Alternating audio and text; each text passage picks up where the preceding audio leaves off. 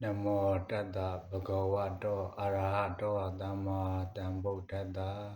Namo Tata Bhagavato Arahato Dhamma Sambuddhassa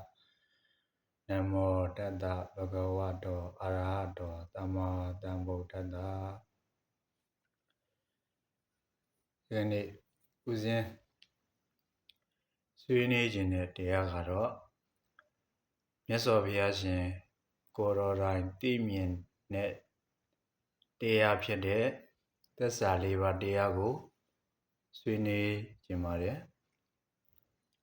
သစ္စာလေးပါးတရားဆိုတာကဘာကိုပြောတာလဲဆိုလို့ရှိရင်ဘုရားဘာသာတို့၏အခြေခံအုတ်မြစ်ဖြစ်တဲ့လောကီဆင်းရဲခြင်းအကြောင်းတရားနဲ့ထိုဆင်းရဲမှာလွတ်မြောက်ခြင်းနည်းလမ်းကိုဟောကြားထားတဲ့သစ္စာလေးပါးတရားလို့ခေါ်ပါတယ်ပါဠိလိုဆိုလို့ရှိရင်တော့ဣဒံခောပါဏဘိက္ခဝေဒုက္ခံအရိယသစ္ဆံဇာတိဝိဒုက္ခဇရာဝိဒုက္ခ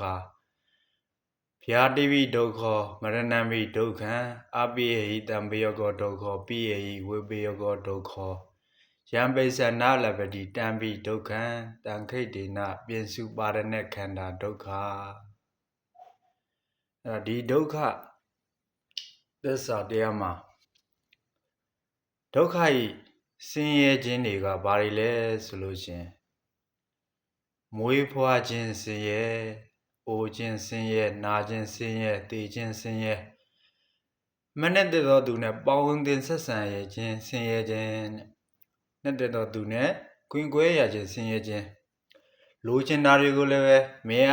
ခြင်းနဲ့အဲ့ဒါဆင်းရဲခြင်းအဲ့တော့ခန္ဓာ၅ပါးကိုဆွဲလန်းနေပြီဆိုလို့ရှင်ဆင်းရဲခြင်းဒုက္ခတရားတွေကိုခံစားရတယ်ဒီတရားတွေခံစားရမှာဖြစ်တယ်အဲကြောင့်မလို့ဦးဇင်းတို့ဒီဒုက္ခသစ္စာကလောကီဆင်းရဲခြင်းအကြောင်းတရားတဲ့အဲကြောင့်ထို့ဆင်းရဲကနေလွတ်မြောက်အောင်လို့မြတ်ဗုဒ္ဓကဟောကြားရခြင်းဖြစ်ပါတယ်နောက်တစ်ခုကဘာလဲဆိုလို့ရှိရင်သမုဒိယသစ္စာသမုဒိယသစ္စာတဲ့ပါဠိလိုဆိုရင်ဣရံကောပါဏဘိက္ခဝေဒုက္ခံသမုဒိယအရိယသစ္ဆံယာယံတဏပောနောပုရိကနန္တိရာဂတာကတတတရာတတရာဘိနန္တိနိ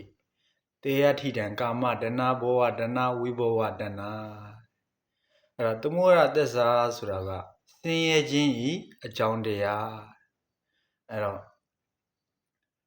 ဘာကြောင့်ဆင်းရဲလဲဆိုလို့ရှိရင်တဏှာကြောင့်ဆင်းရဲပါတယ်တဏှာကြောင့်ဆင်းရဲတယ်တဏှာဆိုတာလိုချင်တက်မဲ့မှုအဲ့တော့၃မျိုးရှိပါတယ်နံပါတ်၁ကကာမတဏှာဘောဝတဏှာဝိဘောဝတဏှာ၃မျိုးကာမတဏှာဆိုတာကအာယုံခံစားမှုကိုတက်မဲ့တာလိုချင်တက်မဲ့တာဘောဝတဏှာအသက်ရှင်ခြင်းကိုတက်မဲ့တာဝိဘောဝတဏှာမရှိခြင်းပျက်စီးခြင်းကိုတက်မဲ့တာနောက်တစ်ခုကဘာလဲဆိုလို့ရှိရင်និရောဓသစ္စာ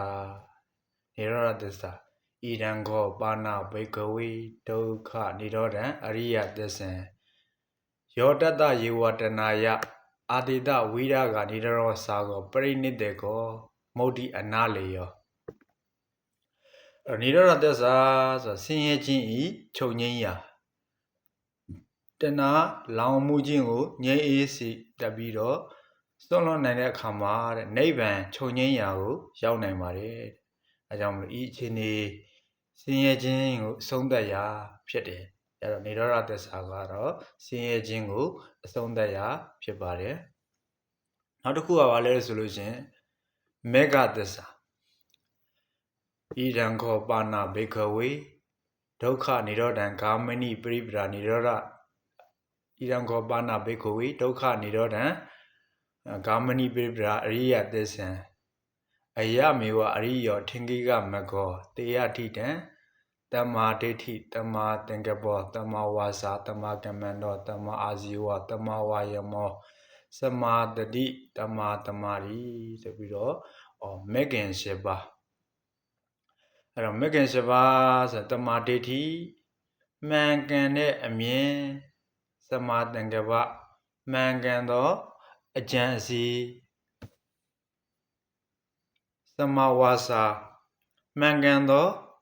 စကားပြောဆိုမှုတမကမန်တော်မှန်ကန်သောအလုပ်တမအာဇီဝမှန်ကန်သောအသက်မွေးမှုတမဝါယမောမှန်ကန်သောကြိုးစားအားထုတ်မှုစမာတတိမှန်ကန်သောအောက်မေ့မှုမှတ်ရမှုဓမ္မသမာဓိမှန်ကန်သောတည်ကြည်မှုအဲကြောင့်မေဃသစ္စာကဆိုတာကဆင်းရဲခြင်းဤချုပ်ငြိမ်းရာလမ်းကြောင်းဖြစ်ပါတယ်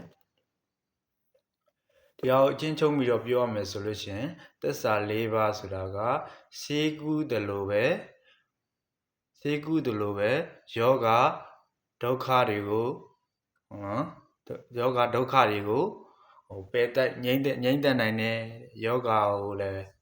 ယောဂကြီးအကြောင်းဖြစ်တဲ့သမုဒိယကိုလည်းပဲရှာဖွေနိုင်တယ်ကျမ်းမာရေးလို့ခေါ်တဲ့និရောဓကိုလည်းပဲတတ်မှတ်နိုင်တယ်ကုသမှုဖြစ်တဲ့မဂ္ဂညွှန်ကြားမှုလည်းပဲဦးဇင်းတို့လိုက်နာနိုင်တယ်အဲကြောင့်ဗုဒ္ဓဘာသာကြီးအနှစ်သာရအားလုံးဒီဤသစ္စာ၄ပါးကိုနားလည်ခြင်းကျင့်ကြံခြင်းမြင့်မောက်ပြုခြင်းတို့အပေါ်မှာအခြေခံထားပါတယ်ဒုက္ခသစ္စာကိုဒုက္ခသစ္စာသမုဒယသစ္စာនិရောဓသစ္စာမဂ္ဂသစ္စာဆိုတဲ့သစ္စာ၄ပါးကိုဦးဇင်းတို့လက်တွေ့သုံးချမယ်ဆိုလို့ရှိရင်ဒုက္ခသစ္စာကဘဝ၌ကြုံတွေ့ရတဲ့ဆင်းရဲတွေကိုပယ်တတ်ခြင်းမပြုခြင်းပဲနဲ့လက်ခံသိမြင်တာသမုဒယသစ္စာကထိုဆင်းရဲခြင်း၏အကြောင်းရင်းကိုရှာဖွေစူးစမ်းရပါမယ်និရောဓသစ္စာကတော့ဆင်းရဲခြင်းအဆုံးသတ်နိုင်ခြင်းကြောင့်ယုံကြည်မှုကိုရှာဖွေတာပါမဂ္ဂသစ္စာကြတော့မဂ္ဂင်၈ပါးလမ်းတိုင်းကျင့်ကြံအားထုတ်ရပါမယ်သစ္စာ၄ပါးသည်ဗုဒ္ဓဘာသာအနှစ်သာရဖြစ်ပြီးတော့ဗုဒ္ဓဟောကြားခဲ့သောတရားအလုံး၏အခြေခံအုတ်မြစ်ဖြစ်ပါတယ်အဲ့တော့ဤတရားကိုကျင့်ကြံကြိုးစားအားထုတ်မယ်နားလည်မယ်ဆိုလို့ချင်းတန်တရားဝဆင်းရဲဒုက္ခမှာလွတ်မြောက်နိုင်ပါကြောင်းလို့ဆွေးနွေးတင်ပြအပ်ပါတယ်